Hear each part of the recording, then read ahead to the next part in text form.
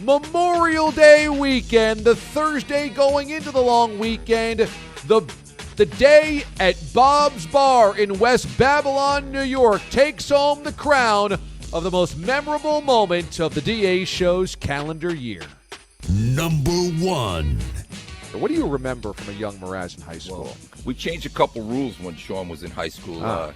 We felt bad for Mraz because he was picked last so many times that we ended up having the teachers pick the teams just so Mraz could feel what it was like to, come up first and stand in front of the class. So he left his mark on it, not for his athleticism, but for the couple of rule changes that we had to make. Can we get one really loud, really aggressive, having a good time?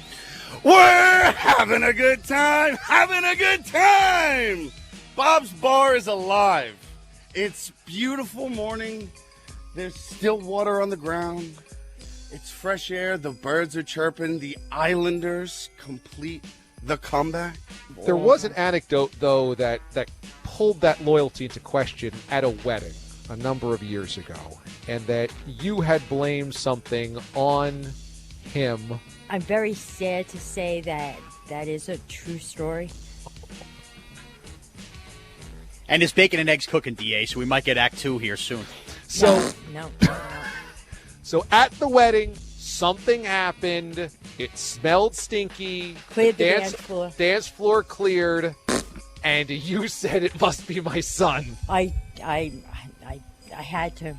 When you're dancing, you're jiggling, you sometimes just can't help yourself.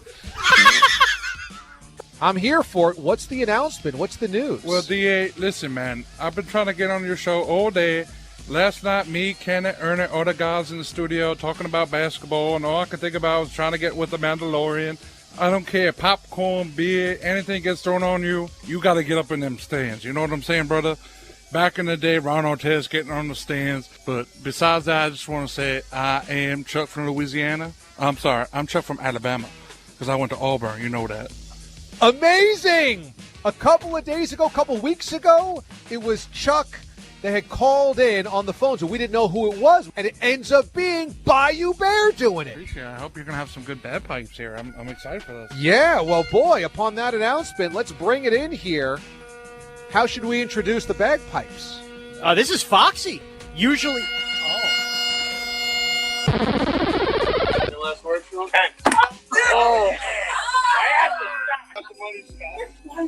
Stop there. 3, 2, 1. Oh, it is hard to put my ear, you mother... Unpipe me! Holy crap, it's hot at the bottom! You stop! I'm not kidding, somebody get cold water! He's pouring a White Claw.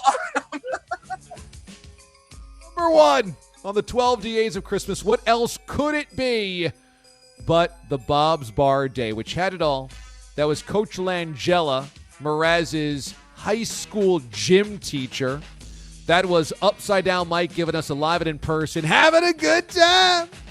That was Mraz's mom finally admitting on record to blaming the fart at the wedding 12 years ago on her son. That was Bayou Bear doing his Barkley impersonation. That was Foxy's amateur bagpiping. That was Mraz getting pounded with kickballs from a short, or dodgeballs from a short distance, and scalding hot chowder pouring over his head as he wore a Ben Franklin outfit because he was a Patriot, having lost the Patriots' bet last year that they would have a bottom 3 record of the NFL, all culminating in the number 1 moment of the DA show's year. Mraz, give us the votes here. How did people vote this? I know this was my number 1, and I didn't even have to think about it. This was both DA and Pete the Body's number 112 DA, which obviously solidified it. Right behind there, myself and Andrew Bogish had this as our number 2, 12 DAs of Christmas. The Wizard of Watch DA, Andrew Kaplan, had this at number 6 overall on his list, and Connor Green had it at number 8, but collectively single digits across the board and multiple first-place votes end this year with the number 112 DA of Christmas. Connor did not work that day, so maybe something got lost in translation. If you were there and you experienced it, or you were on the board like Pete was and you saw the mayhem, Pete, of course, and Bogues came a little bit later for the rest of the day and saw the clam chowder, it was a no-brainer number one. In fact, the listeners also agreed. The Bob's Bar show took home the most popular spot, the most popular moment in the fan vote of the 12 Days of Christmas. So this was a clean sweep. Number one for us is the votes. Number two from the fan vote as well. Bogues, tell me why this remains one of the great moments in DA show history. I mean, just from the historical anecdote from Coach Langella at the top of the package there, that Sean, was a trailblazer, that they changed the rules for Sean about how they ran their gym classes. I mean, I can't say that. That's not on my resume. They didn't change protocols. They didn't change procedures to accommodate my athletic prowess at Regis High School in New York City. So I'm jealous of that. But I mean, there's like 19,000 amazing things that happened that day. But just in general, we pulled off a remote broadcast by ourselves during a pandemic that had bagpipes, a bear, a gym coach, you disappearing for hours. There was the separate show that happened in the afternoon when me and Pete got there.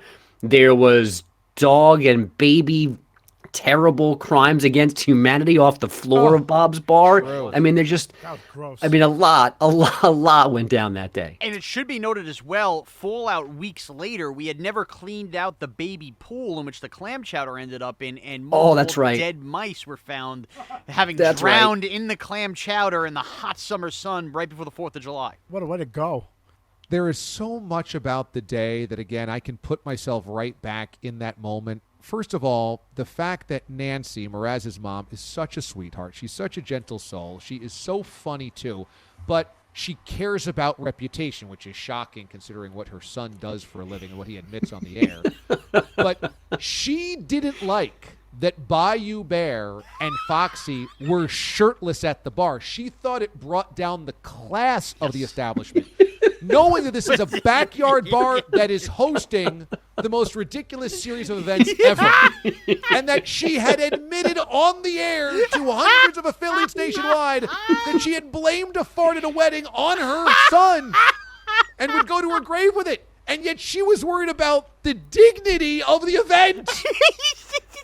Within 3 hours of her telling over 180, 200 affiliates and SiriusXM and the app that she, yes, farted and blamed her own child at a wedding at a dance floor, she was worried about two people with their shirt off, bringing down the classiness of the outdoor wood bar that she built where people were smashing White Claws against their head. That was the class problem. It's like Giants bumper stickers pasted on top of it. There's empty beer cans, as like trophies. There's like, Mardi Gras beads hanging off of, hooks. And she's like, hey, we've got a classy establishment here, guys. Can you put on your shirts? Right. The Bayou Bears moob is where we draw the line.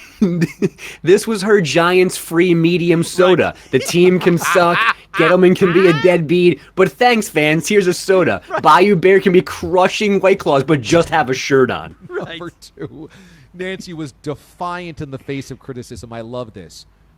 I blamed it on Sean, and I would do it again. Yes, I farted. Yes, I ordered the code red. You can't handle the truth. I would do it again. She's Darryl Bevel throwing at the goal line. Number three, being in this showed us all of the absurdities of this hometown that Mraz has grown out of the ooze from. As I've said, no other place could create a Mraz except West Babylon. It was like every 5 minutes, another cartoon character walked by. It was like Springfield of The Simpsons was like, that person can't be real. Well, that person can't be real, but that's topped by this person who can't be real.